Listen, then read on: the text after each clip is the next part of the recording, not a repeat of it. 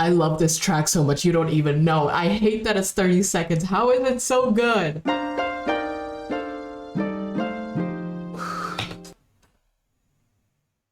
Hello everyone! Today we are going to be talking about Ocarina of Time, from a franchise that is very near and dear to my heart. I've been a fan since I was a tiny child. I'm trying to get this out for Halloween. I hope I got it out on Halloween, because this game terrified me as a child. I'm sure we're gonna be listening to those tracks, and I will be reliving the trauma. So picture this. You're a child, and you've been waiting to play this game after hearing about it from everyone, and hyping it up like it's the game of the century, because it kind of was. The game is finally in your hands, and you put it in your system, boot it up, and this is the first thing you hear.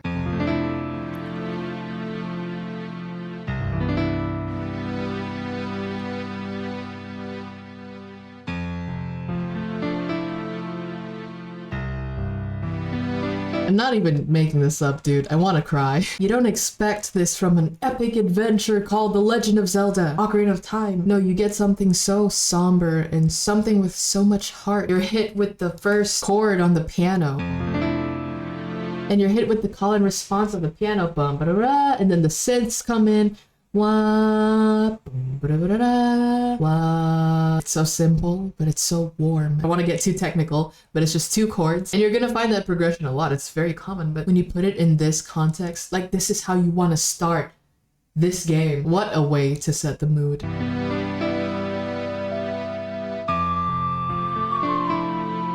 And it's such a somber melody that is sung by the ocarina. And the ocarina itself, it has such a mellow tone to it. It's darker than a flute, you know? It sounds more alto-y than of a flute. And there's something about this track that is so dreamy. You know, the doo-doo-doo, ba-da-da. It just kind of flows. Ba-da, ba-da-da, da-da-da-da-da. What a gorgeous theme, so simple.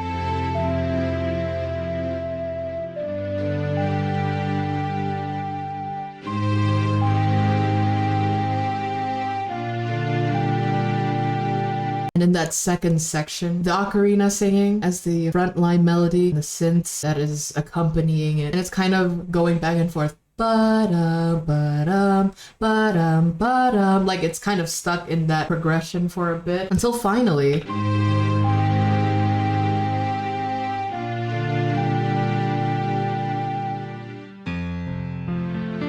Look at how smooth that transition was. You know, you're looping back to a previous material, but it feels new again. Gorgeous track. What a way to start the game.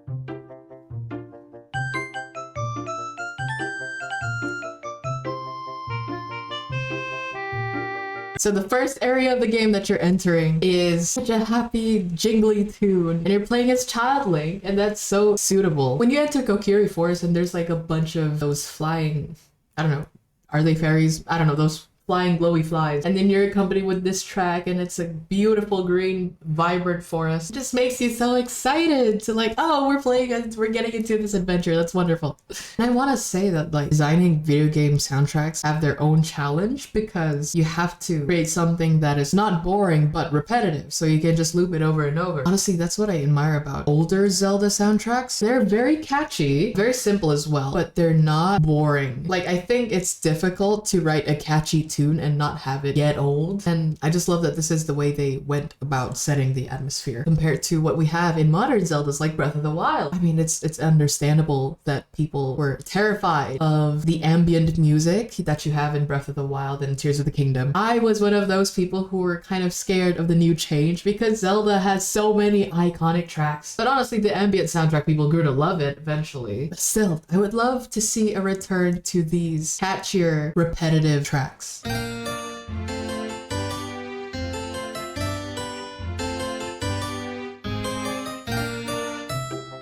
So they're kind of using the same trick as they did in the title theme. You're staying in one mode, let's say from till like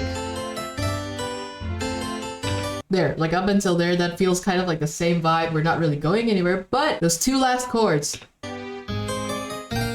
they elevate by literally ascending the notes. Ba-ba-da-da-da, ba-ba-ba-ba-da-da-da. It builds towards the beginning of the track again. And that's probably how they keep looping these tracks. I'm curious to see how they do it in other tracks.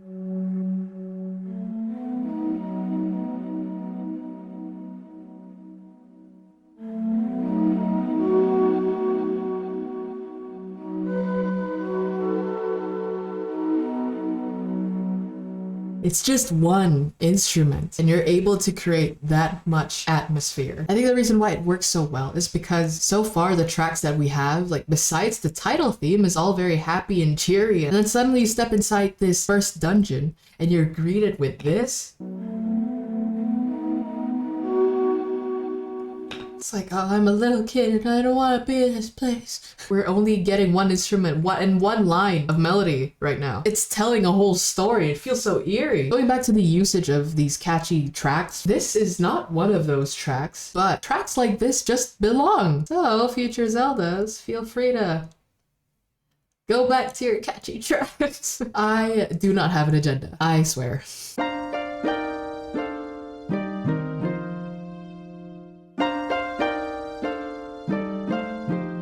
Dude, I love this track so much, you don't even know. I hate that it's 30 seconds. How is it so good? Oh,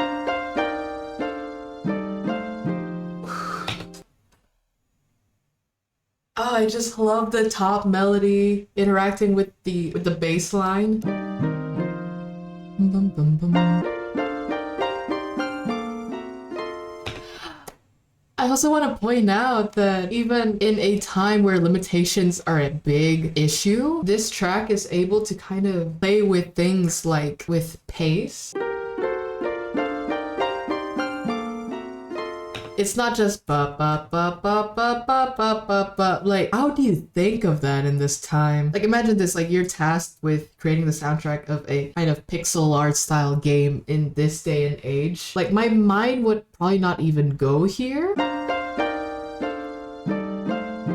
See how much life that brings? It takes a 30-second track and makes it so emotional. I hate you.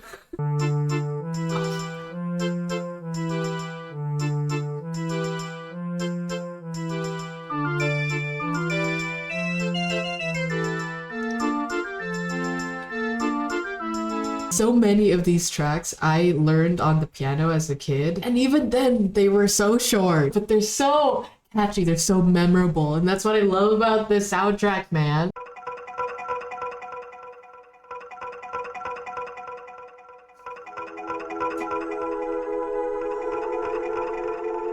Okay, before anything, they also experiment with panning, and in this particular track, that's so eerie, that's so eerie. So you got these synths along with the it's just the combination of everything, the harmony, and you suddenly have it feels like it's skipping at you, like it's a creepy doll kind of playfully coming at you. This is what I really miss from older Zelda games. Besides the happy-go-lucky Kokiri Forest, Saria theme, you've got places like this where it's like it's telling the player that there is more than meets the eye and that there is a seedy underbelly of this world that you're in that is supposed to be so happy and jolly and all of that, but or when you're running around in Hyrule Field and like nighttime comes and skeleton dudes they pop out, like those really scare me. I legitimately did have nightmares, and that was just silly looking dry bones looking dudes. Words cannot describe how mortified I was when I went to the royal grave. I hate them for doing that to me. I legitimately could not sleep. What were they thinking, dude?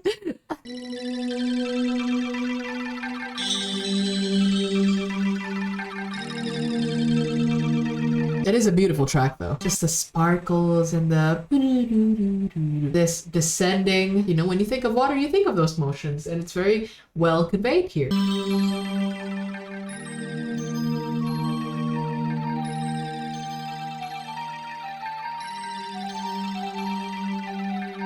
Something I'm noticing from these tracks is that they would build a pattern first, kind of have you get used to that, and then they like to have a new melody introduced. That flute.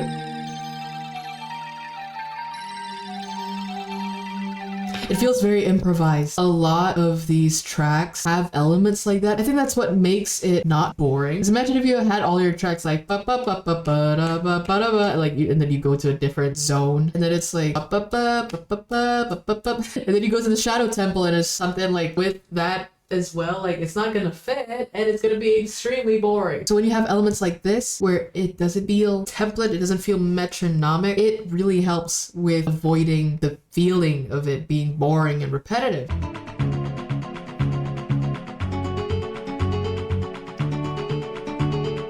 How do you balance that? How do you come back from Shadow Temple to this and make it make sense?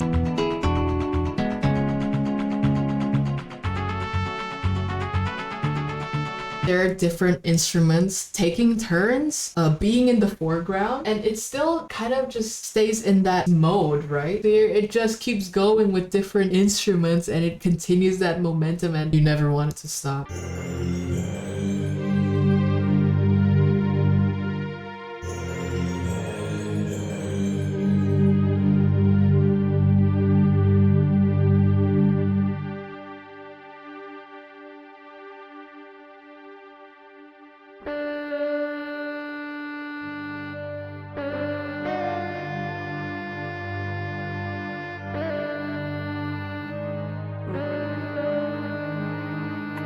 Dude, that is so cool. That is so cool. That build up and how it kind of quiets down, and then this freaking electric guitar sounding thing. That's such a bold move. And it still follows that pattern that we talked about earlier, where it kind of introduces like a repetitive pattern and then it breaks that, introducing something new in the foreground.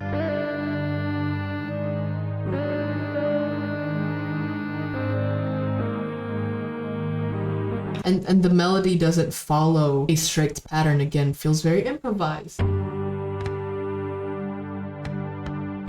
Okay, and then they start introducing more lines, and they like to play with percussion a lot. Again, it's not just like a drum you'd see in a band. It sounds tribal. I think the tone of this very temple is very tribal, as in like this feels like it's part of a ritual.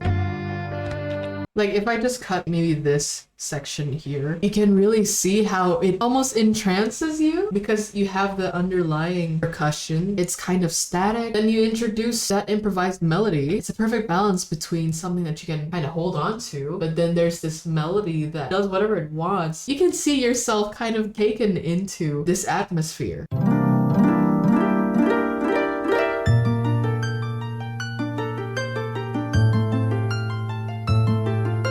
Iconic!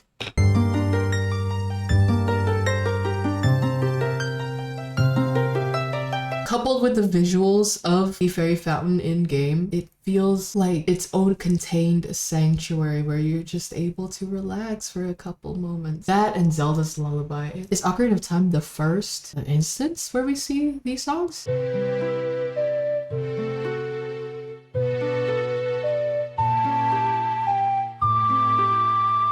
The ocarina is such a lovely instrument. I love that they chose that little thing. Like, yeah, we can base a whole game off that. Yeah, we can do that.